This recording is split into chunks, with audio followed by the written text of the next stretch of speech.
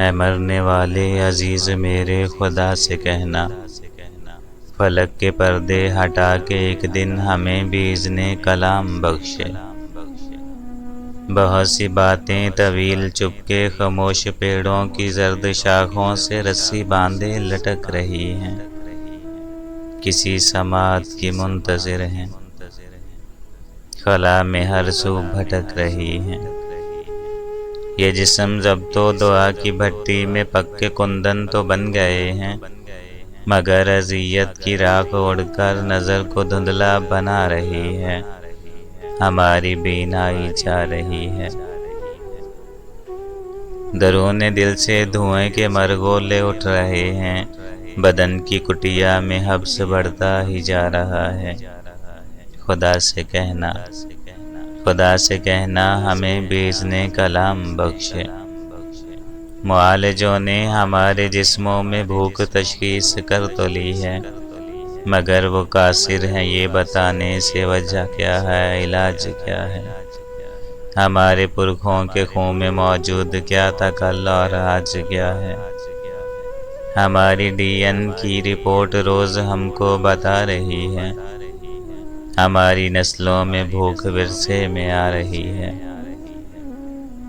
ہماری ہڈیوں پہ ماس گھلتا ہی جا رہا ہے، ہماری خلیوں کی عمر گھٹتی ہی جا رہی ہے۔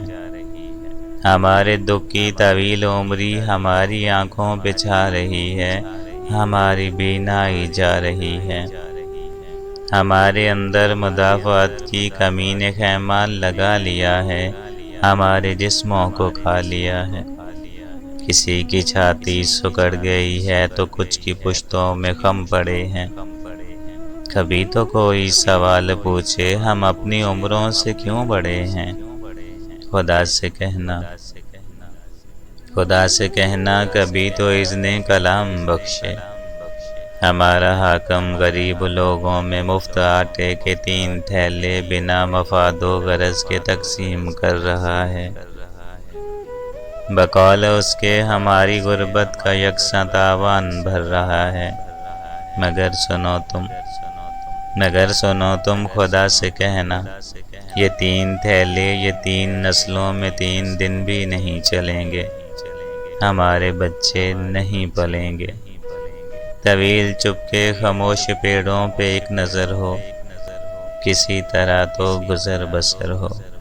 جوان عمری میں مرنے والے عزیز میرے خدا سے کہنا، جو اپنی نسلوں میں چھوڑ آیا وہ تھیلا آٹے کا آخری تھا، وہ تھیلا آٹے کا آخری تھا۔